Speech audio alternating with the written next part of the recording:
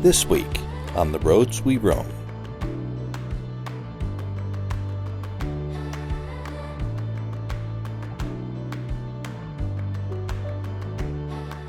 So here, let's try that safety check again.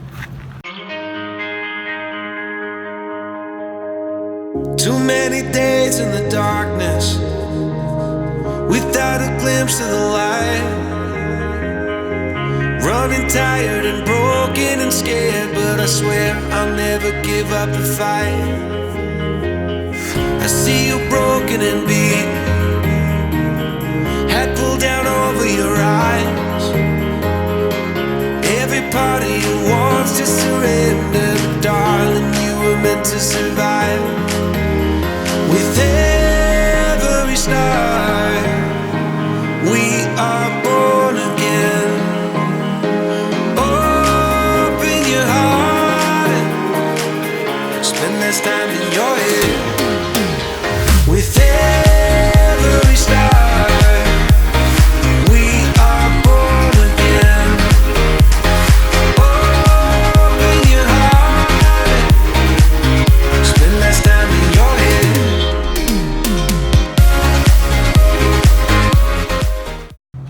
So what are you doing? I don't want to talk about it. Why not? Remember yesterday when I shaved that thing off? Yeah. That was so we could orient it correctly.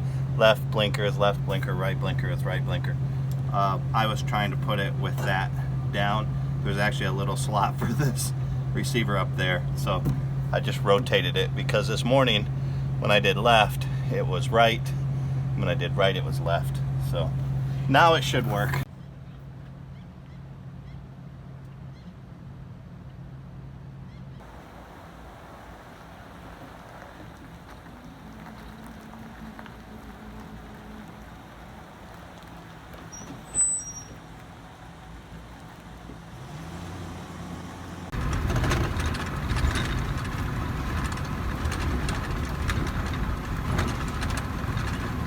Today was the first day of really driving with Boone towing Teddy. So Boone is 34 feet long. Teddy is 21 feet with the tongue, and then we've got an extra 2 foot there. So we're looking at, my math is horrible, 27 feet-ish, and it's really not that bad. 57. Huh? 57. Oh, did I say Math 27? is really bad. 57 foot-ish. But really, didn't really notice all that much. I mean, you know, you could feel it going up the hills. The hills were tough. A lot of the hills here, especially coming into Flagstaff, where it got a little bit steeper, we were having to do 30 miles an hour just to keep it under the 3,500 RPMs, which is, I don't like to push Boone past that.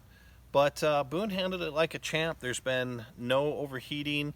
Oil pressure, water temperature, all that stuff has stayed constant. So I think one mistake we did do is it was so warm. I was so worried about putting too much pressure on Boone, since not only is he hauling his 16,000 pounds worth of stuff, but he's hauling Teddy behind that. And we're going up hills and we're in hot weather. I decided not to run the AC, and that really took a toll on me. I think it was a bad decision, because when I got here, for the first like 3 hours, I just was sapped. I was done, and I think it was a little bit of stress driving like this, but a lot of physical stress from driving in hot weather. So tomorrow, when it gets hot, cutting the AC on. I'll just watch the gauges. We just left Vegas this morning, and we are now outside of Flagstaff, Arizona, on Forest Road 171.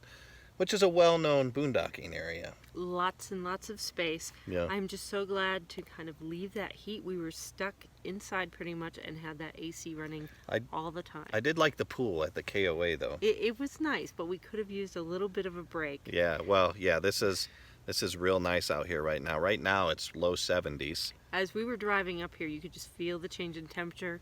There's been some rain, which kind of cooled it off further. Yeah. But we are really enjoying this. Kerry is prepping a lot of food, because when you cook inside an RV, it gets nice and hot inside there.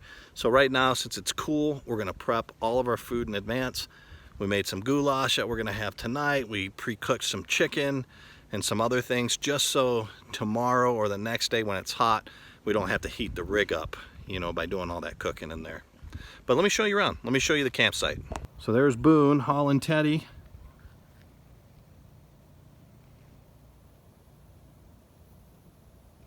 Got all this to ourselves, guys. There are some cattle back that way. You hear them every once in a while. And there is an RVer right back here, and then a couple across the road over there. But everybody's so far apart, you feel kind of isolated, which is nice. It's really nice to have the area to yourself, be able to take Abby off leash. She loves to run around out here. We're probably going to get some rain here pretty soon. Not really worried about that. It was a little muddy, so you can tell they have been getting some rain up here. I just don't want to get too much rain and get stuck. Okay, so we got Kerry back here. We're going to do light checks. She's showing left blinker. I'm going to throw right blinker on right now.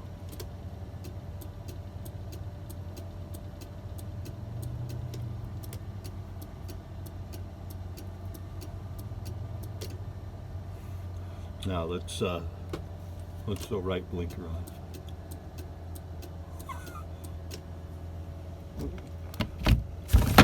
I'm just messing with you. Let's do it again. Probably not the smartest way for me to start the day off. Okay, so now what we're gonna do is we're gonna try to back out of here. So hopefully Kerry doesn't mess with me the way I just messed with her. All right, everybody, we had a long day of driving today. It felt long anyways. We left Flagstaff this morning. It was in the 50s, and we are now in Moriarty, New Mexico, and we are harvest hosting at the Glider Museum. All right, this is a rarity here for harvest hosts. We have 50 amp hookup. And you know what's even better than that? They don't charge. We're looking forward to taking the tour tomorrow morning. We have about 100 gliders based out there, so it's a big gliding area. So what I'm doing is stripping it, then I'm going to repaint it. I've yet to take the paint off the top of it, you see. That's turned up.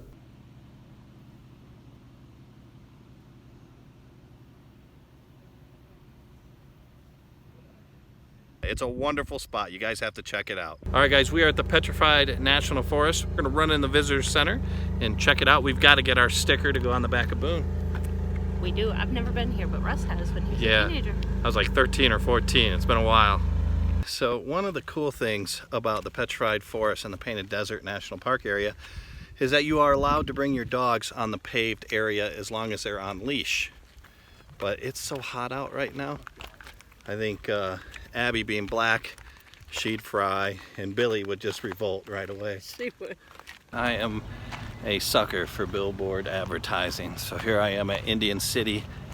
We'll see if they've got some Navajo ham sandwich. Those are good, and some fry bread too.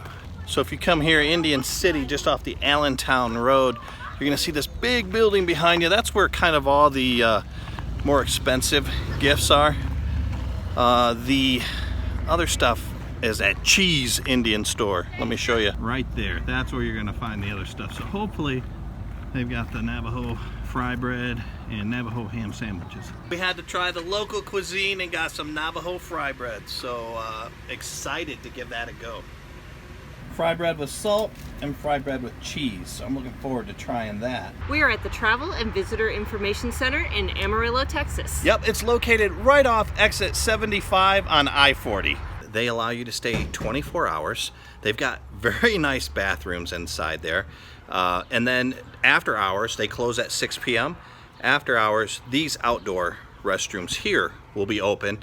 So you have access to a restroom, water, that sort of thing.